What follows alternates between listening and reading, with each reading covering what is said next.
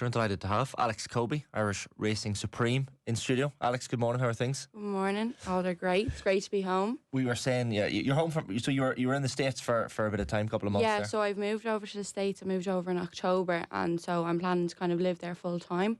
Luckily enough, I was allowed to come home for a month for Christmas to see my family and stuff. It has been a long 9 weeks that I've been away from them. But yeah, no, it's definitely nice to be home. Weather isn't great compared to back in America, but I'm used to it. Where in the States are you based? I'm based in North Carolina in a town called Charlotte. Yeah.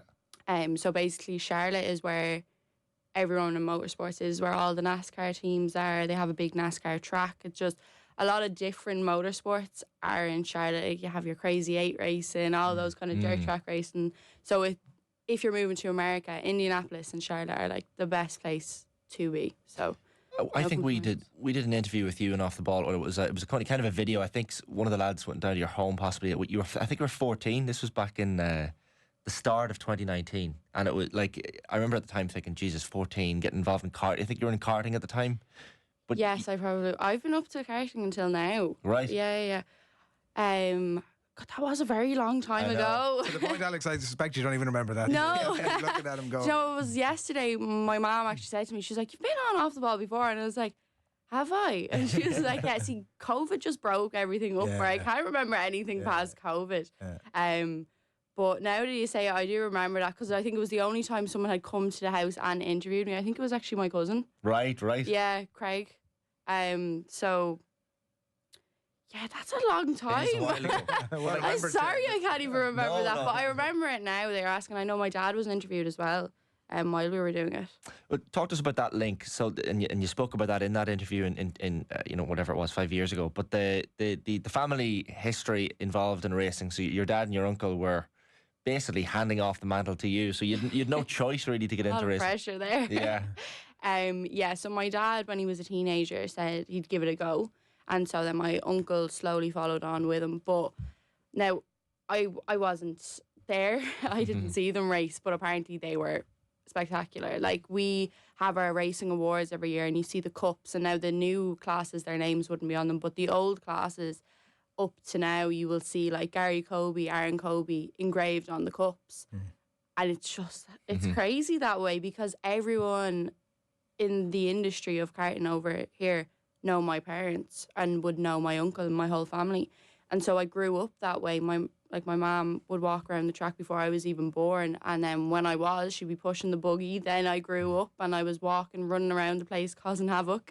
And then when I was 6, my dad said, right, we'll just give her a go, see how she gets on. Like, they're not expecting much from a 6-year-old, but they said I took to it really well. What were you in as a 6-year-old? What kart? Yeah. They call them cadets. Okay. So it's like the age group is 8 to about 12, 13. But I just got into a kart when I was 6. Okay. I didn't start racing until I was 8. It's changed now. Like, my little brother Christian got his first kart when he was 2. No way. Yeah. So on his second Christmas, Santa brought him a kart. Most people are going around on those little things that you'd move your legs on. Yeah. I know, yellow you and see red, us with our pedals at the age of 3, like, it's crazy. Wow. So yeah, then he started. They brought in a younger class. So I think it was 5 then to 8, and you see them. They're very cute. They are so cute. You'll see them. They're about this high, and they have their helmets on, so they look like little bobbleheads. But Is it competitive at that age? It is competitive enough. I think more so for the dads, because they know what competitiveness is.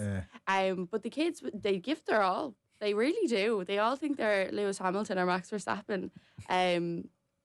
But when you're 8, you're doing 95 kilometers an hour, give or take. 70, 90, yeah.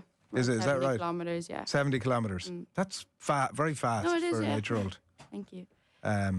Yeah, like the biggest thing I know. Obviously, I did it at a young age, but when my brother started doing it, I said, "How can he actually comprehend what he's doing? Like what? Like what's he thinking about?" A 5-year-old going at?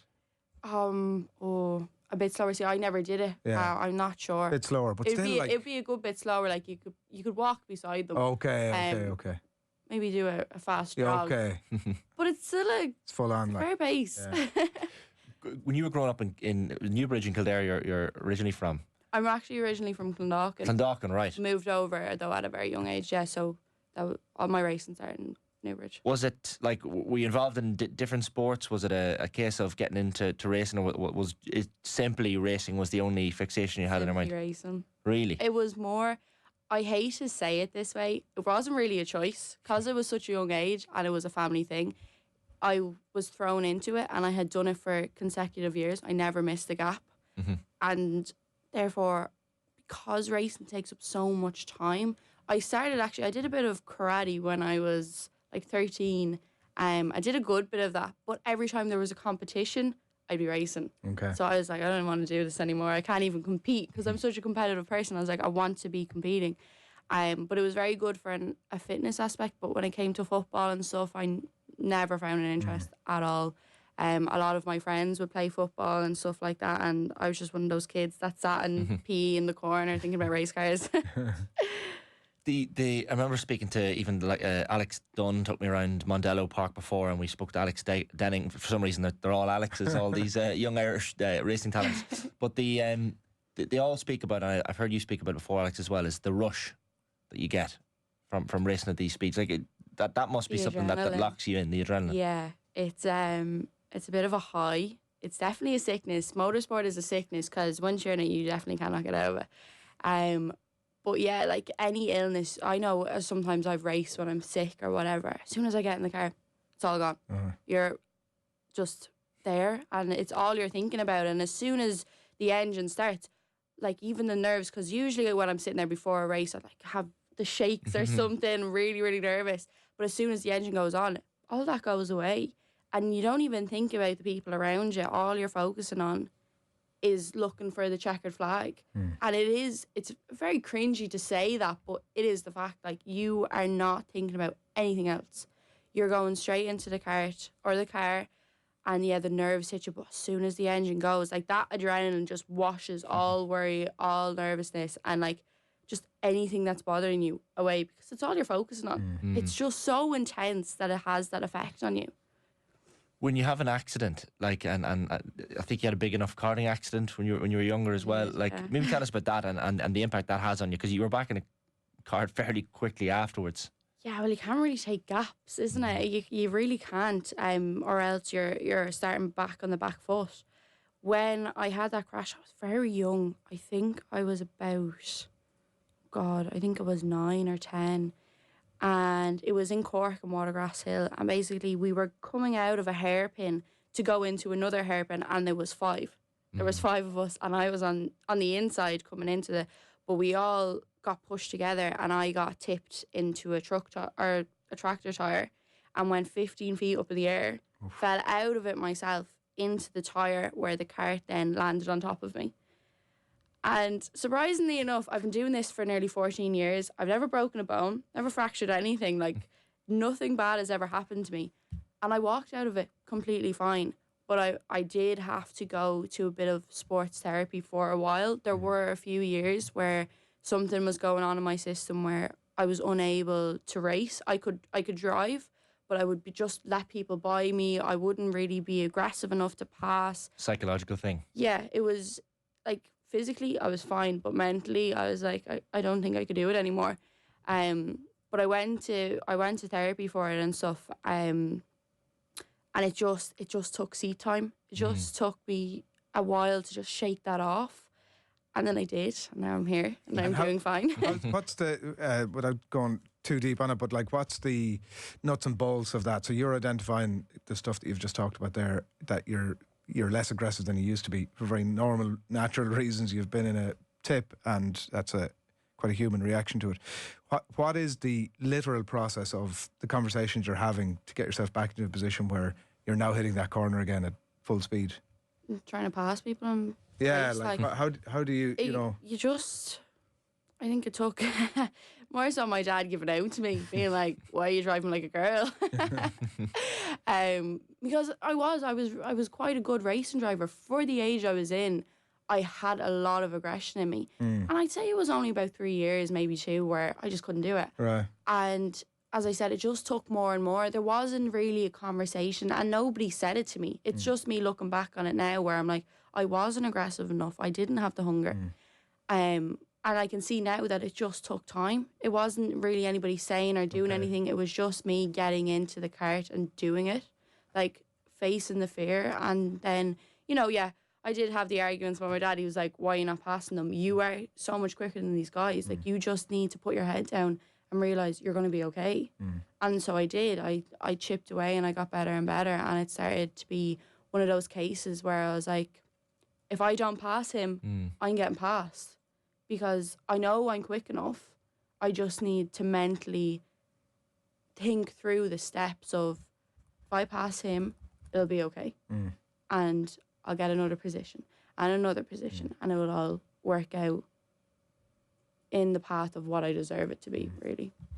Like, it is one of those sports where men and women can compete on an even keel on the same track. Like, was that something at the start that was difficult for you as one of the few maybe Irish women involved? You look at Danica Patrick over in the States and these huge names that have pioneered the whole thing. Even Rosemary Smith over here, who sadly passed away quite recently, would have I guess pioneered the women racing in Ireland as well. Was that something at the start that was tough for you, or have you just completely got used to that? People do ask me that question. Even as a kid, they really did ask, and I always said it was different for me. Partly because I grew up into it. So when I started, I already knew everyone. Yeah. And I already had a huge respect because of my second name.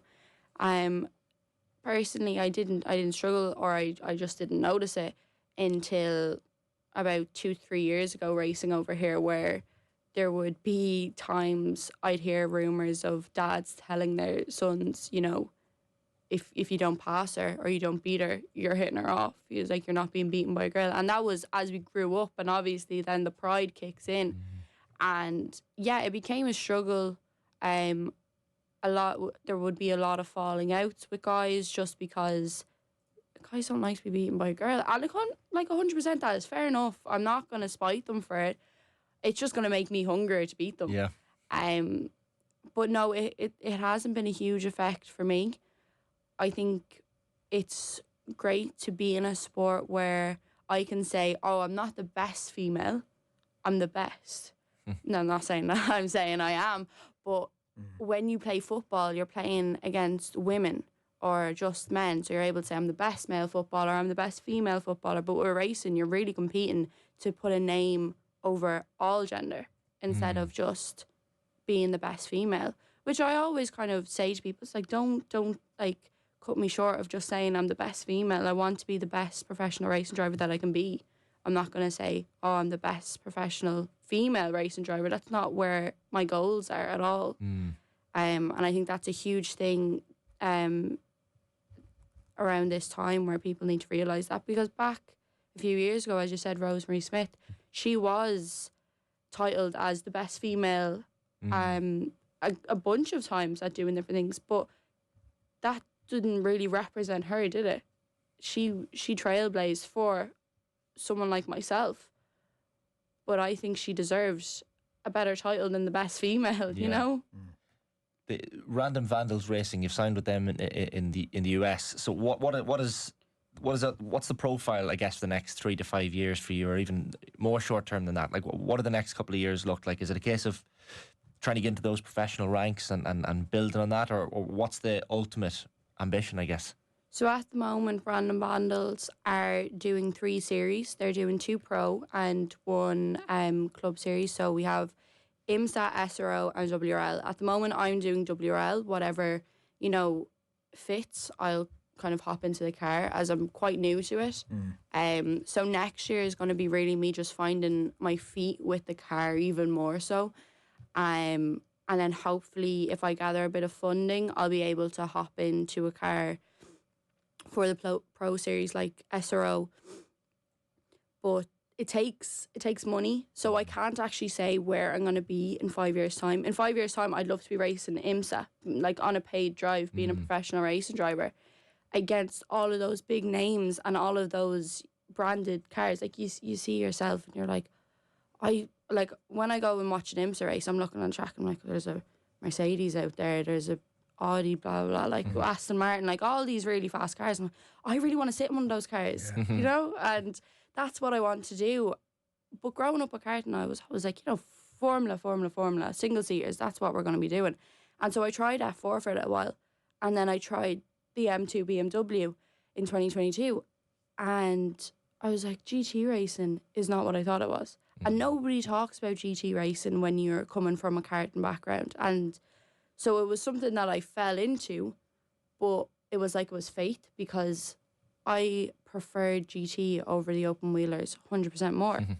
And so, yeah, I'm quite lucky that way, because a lot of people don't have the opportunity. Their head is just straight, and that's where their ambitions and their parents are going to push them to, because that's what they think they want. Where my situation was, I was just offered something. I said, yeah, that's the thing, right? Next year is going to be opportunities popping up, and I just need to say yes to all of them, because it's going to be an experience to try and find where I want to go.